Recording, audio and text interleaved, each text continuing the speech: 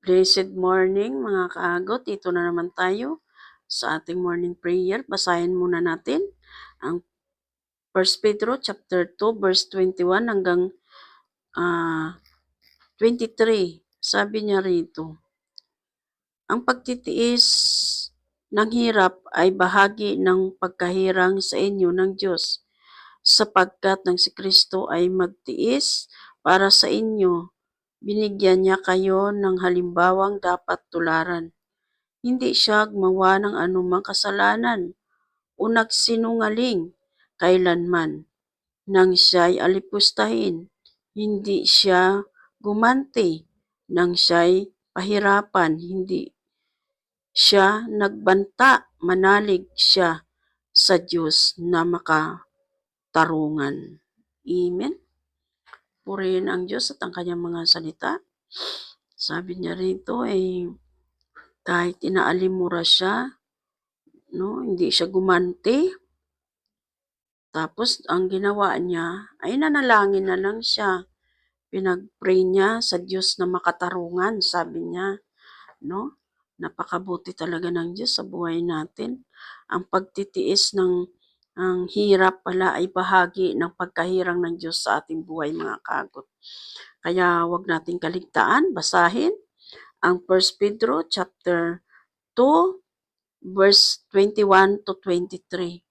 Dahil ang salita niya ay tunay na buhay at mabisa, dahil siya lamang ang Diyos na may gawa ng lahat ng ito, mga kagot. Wag anuman ang gagawin sa atin ng kapwa natin, ipag-pray na lang po natin, mga kagot. Di na tayo kailangang gumanti. Hayaan natin ang Diyos nang siyang gumawa ng mga bagay na ito. Bagkus magalit tayo, ipag-pray na lang natin sila, mga kagot.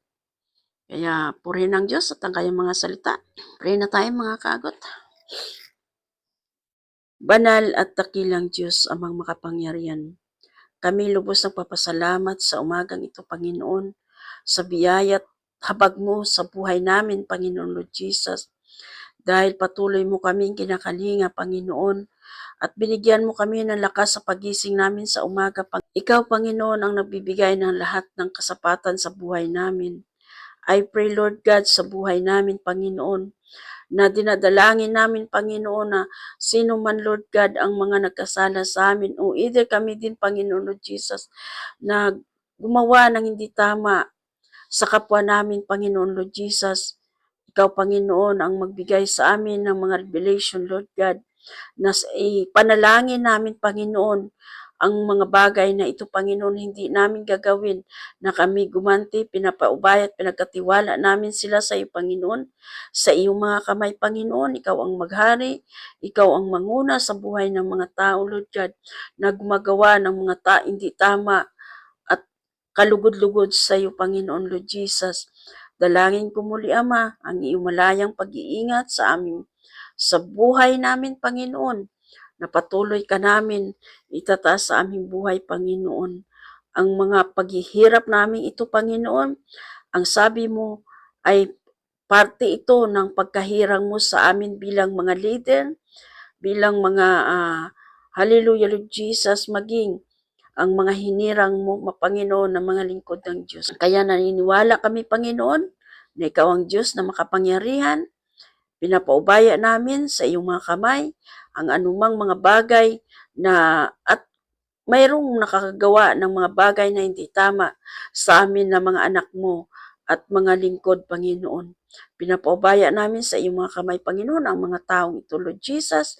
I pray din, Lord God, sa buhay ni Ma'am Edna Santos Matubang, Panginoon, Lord Jesus, na kanyang prayer request, Lord God, na ipag-pray, Panginoon, ang nang-scam sa kanya, Panginoon. Dinadalangin ko, Ama, na kung sino man, o Diyos, ang taong ito, Panginoon, ikaw ang nakakaalam na gumawa siya ng bagay na hindi tama sa kanya kapwa, Panginoon. I pray, Lord God, na ang taong ito, Panginoon, ay abutin mo ng iyong mapaghimalang kamay, Panginoon, na siya'y mabago, Panginoon, magbalik loob sa iyo, Panginoon, Lord Jesus, nang sa gayon, Panginoon, Lord Jesus, ay hindi pa pamarisan ng kapwa niya tao, Lord God, na gumagawa ng mga bagay na hindi tama sa kanyang kapwa upang mabuhay. Kaya dinadalangin ko, Panginoon, ang taong ito. Lord Jesus, ikaw ang nakakaalam, Panginoon. At ito'y prayer request ni Ma'am Edna Santos Matubang, Panginoon. Ikaw, Panginoon, ang siyang maghari sa buhay ng taong ito. Bagamat hindi namin kilala, Lord, batid mo, Panginoon, ang puso't kalooban ng taong ito. Dalayan ko, Ama, ang imulayang pag-iingat sa buhay, Panginoon Lord Jesus, ng mga charity vlogger sa pamumuno, Lord God, ni Kuya Bal Santos Matubang at ng kanyang pamilya, Lord, na si Ma'am asawa, Lord God, si Ma'am Edna Matubang, Panginoon, at ang kanyang anak, Lord God, si Kalinga Prab Matubang, Panginoon. Batid mo, Lord God, ang kanilang mga laman ng puso nila, Lord, kung paano sila tumulong sa kapwa nila maging sa nangangailangan, Panginoon. I-bless mo, Lord God, at pagpalain, Panginoon, ang kanilang mga charity, Lord Jesus, sa pamamagitan ng charity vlogger na si Bal Santos Matubang at ng kanyang mga kasamahan, ang lahat ng nasasakupan ng kanilang community na kalingap. Salamat, Ama, sa bawat buhay nila. Patuloy niyo silang i-bless, Lord, at ang mga taong kanilang natutulungan, Panginoon. Dahil sa iyo namin sila, Panginoon, pinapabay at pinagkatiwala, maging ang mga taong gumawa ng hindi tama, kalugod-lugod, sa iyong harapan, Panginoon. Pinagkatiwala namin sila, Panginoon, sa iyong kamay, na mabago sila, Lord Jesus, magkaroon sila ng takot sa iyo, Panginoon. Maraming salamat muli, Ama, sa umagang ito, sa oras na ito, sa iyong kapurihan, kaluwalhatian, sa tangi mong pangalan, in Jesus' name. Amen. Ayan, isang mapagpalang umaga muli, mga kagot. Isang matagumpay na naman na ating morning prayer na ating dinulog sa ating Panginoon. At muli kong hinihingi sa ating Panginoon na balutin niya ito ng kanyang banal at buhay na dugo ang ating kahilingan, panalangin na makarating sa kanyang banal na luklukan. Muli, maraming salamat mga kaagot. God bless you. I love you with the love of the Lord. Bye!